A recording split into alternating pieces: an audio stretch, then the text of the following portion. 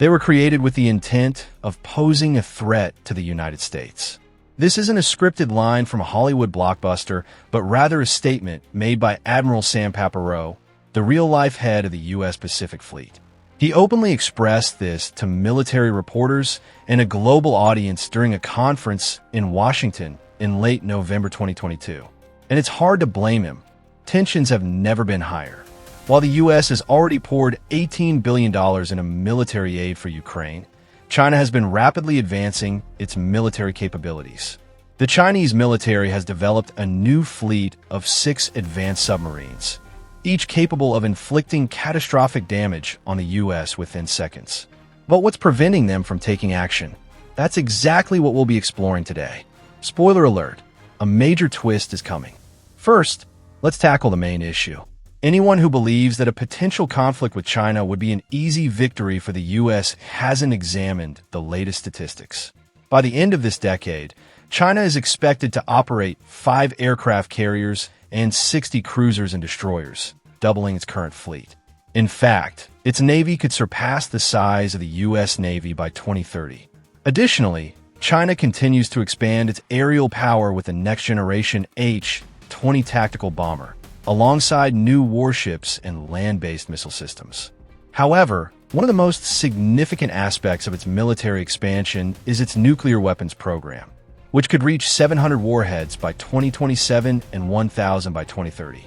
China's fleet of nuclear ballistic missile submarines, SSBNs, and submarine-launched ballistic missiles, SLBMs, has become a major concern for the Pentagon. But what makes these submarines so alarming? Let's take a closer look at the Type 094. China currently has 6 of these submarines, each equipped with 12 missile launchers, totaling 72 missiles as part of its nuclear deterrent force. At least 4, if not all, of these submarines are reportedly based on Hainan Island in the South China Sea, where they conduct regular patrols.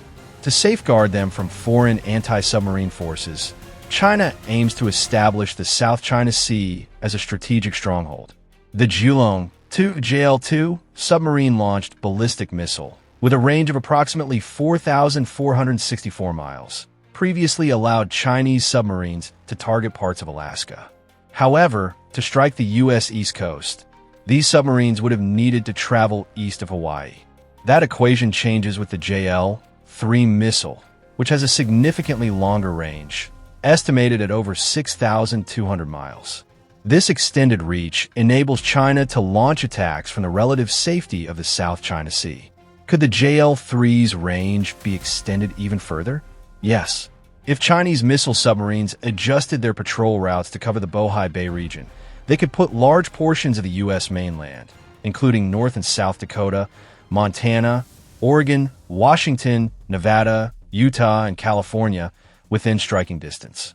To reach the rest of the U.S., however, Chinese submarines would have to move past Japan and Taiwan into the Western Pacific, where they would be vulnerable to anti-submarine warfare. Unlike American missile submarines, Chinese SSBNs are not yet quiet enough to operate undetected in enemy waters. But here's the twist. China has never officially confirmed the deployment of the JL-3 missile. All of these claims originate from American reports and estimations. Chinese military experts argue that their SLBM development is purely defensive, intended to prevent nuclear coercion. They also claim that U.S. military speculation is exaggerated, designed to justify increased funding for American defense programs. According to these experts, the U.S. is using the ongoing Russia-Ukraine war as an opportunity to expand its military presence in the Asia-Pacific region, securing additional funds to counter China's rise. To achieve this, the U.S. military aims to bolster its anti-submarine forces in the Western Pacific and invest in more advanced nuclear-powered submarines, such as the upcoming Columbia-class SSBNs, which are set to replace the aging Ohio-class submarines.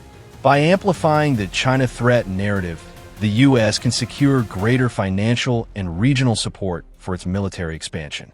Despite all of this, China's nuclear capabilities remain primarily defensive, designed to deter nuclear threats rather than to launch unprovoked attacks. By 2030, China is projected to increase its fleet of cruisers and destroyers from 36 to 60 and expand its carrier fleet from 3 to 5. Additionally, its Type 094 SSBN fleet may grow from 6 to 10, increasing the overall naval tonnage from 1.3 million tons to nearly 2 million tons. In comparison, the U.S. Pacific Fleet consists of 6 aircraft carriers, 50 cruisers and destroyers, and 8 nuclear-powered ballistic missile submarines. This does not include the ships from the Atlantic Fleet, which contribute to the U.S. Navy's global naval tonnage of approximately 4.5 million tons. Given this scale, some might argue that the real powerhouse is not China but the U.S. Navy itself, particularly with its legendary USS West Virginia, SSBN 736. While China's submarine fleet is mostly diesel-powered, all U.S. submarines are nuclear-powered. One of the most significant examples is the USS West Virginia, an Ohio-class ballistic missile submarine commissioned in 1990. As the 11th of 18 Ohio-class submarines and the third U.S. Navy vessel to bear the name West Virginia, it remains a formidable force. Meanwhile, the U.S. Navy is advancing the development of the Block V variant of the Virginia-class attack submarines, integrating enhanced firepower, cutting-edge sonar systems, and the latest advancements in automation and artificial intelligence. Through a $22 billion contract with General Dynamics Electric Boat, the Navy is making significant progress in constructing this next-generation fleet. 8 of these Block V submarines will feature a new 80-foot weapons module, increasing their Tomahawk missile capacity from 12 to 40. The U.S. Navy's Ohio-class submarines are armed with the Trident II-D5 missile, a 3-stage ballistic missile capable of carrying multiple independently targeted reentry vehicles. With an estimated range of 4,000 nautical miles, this missile can reach speeds of up to 20,000 feet per second and weighs approximately 130,000 pounds. Each Trident II-D5 missile comes with a hefty price tag of $30 million. These missiles are equipped with 3 different types of nuclear warheads: the 100-kiloton W-76 Mk4, the 100-kiloton W-76-1 Mk4A, and the 455-kiloton W-88 Mk5, the most powerful ballistic missile warhead in the U.S. arsenal. According to the Bulletin of Atomic Scientists, the U.S. Navy is currently modernizing the Trident II-D5 to extend the operational lifespan of its nuclear ballistic missile submarine fleet for an additional 25 years. Having already served on Ohio-class submarines for 25 years, these 44-foot-long missiles are expected to remain in service well into the future. In fact, they are set to be the primary armament of the Ohio-class replacement, the upcoming Columbia-class ballistic missile submarine, which is designed to remain operational until at least the 2080s. Ohio-class submarines measure 560 feet in length, nearly the size of 2 football fields, and are capable of carrying 24 submarine-launched ballistic missiles, SLBMs. Each Trident D5 missile can hold up to 100-kiloton nuclear warheads, packing a destructive force roughly 30 times greater than the bomb dropped on Hiroshima. Originally, the Trident D5 had a maximum range of 4,230 nautical miles with a full payload, extending to over 6,000 nautical miles with a reduced warhead load. However, modifications and life extension programs may have further altered these specifications. The warheads deployed on these missiles are either the W-76 Mk4 or the W-88 Mk5. But what's new? Well, with the U.S., there's always something in development. The next-generation Columbia-class submarines, currently under construction, could be the quietest vessels ever built. Unlike previous U.S. Navy submarines, which relied on mechanical drive propulsion systems, the Columbia-class will feature a more advanced electric drive propulsion system, making them significantly more stealthy. The design also incorporates an X-shaped stern, a departure from conventional submarine designs. According to Navy officials, the reactor on Ohio-class submarines generates heat that converts water into steam, which in turn drives the turbines, propelling the submarine forward while also generating electricity. The propulsion system relies on reduction gears, which translate high-speed turbine energy into the precise revolutions per minute needed to turn the submarine's propeller. Measuring 560 feet in length, Columbia-class submarines will be capable of launching 16 Trident 2D-5 missiles from 44-foot-long missile tubes. When submarines transitioned from traditional propellers to pump jet propulsion for improved stealth, they lost some surface maneuverability. The X-shaped stern on the Columbia-class is designed to address this issue.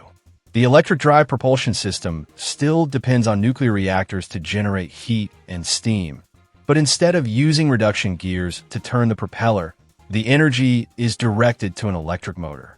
An MIT study from the time electric drive propulsion was being considered for submarines highlights additional advantages. The study, titled Evaluation and Comparison of Electric Propulsion Motors for Submarines, explains that electric motors use reactor-generated power more efficiently than mechanical drive systems, allowing more energy to be allocated for other onboard functions. According to author Joel Harbour, mechanical drive submarines consume 80% of their total reactor power for propulsion alone. The Columbia-class will also integrate several advanced technologies from the Block III Virginia-class attack submarines, including a fly-by-wire navigation system controlled by a computer-driven joystick, as well as a fiber-optic periscope system. The automated navigation system will allow the submarine to maintain its depth and speed without manual adjustments, freeing up operators to focus on command and control. Although the U.S. Navy has fallen behind China in terms of sheer ship numbers, it still maintains overall superiority. While Beijing is making rapid strides in aircraft carrier development, a domain where it could soon challenge the U.S., undersea warfare remains an area where American technological superiority gives it a clear advantage. China may find it much harder to close this gap. With these new, ultra-quiet submarines, the U.S. could engage in a modern version of the Cold War cat-and-mouse game popularized by the Hunt for Red October. War is a strategic chess match, and the Pacific Ocean is the board where this game unfolds. It could last minutes, hours, or even years. To stay updated on the latest strategic moves by both sides, don't forget to subscribe, like, and turn on notifications.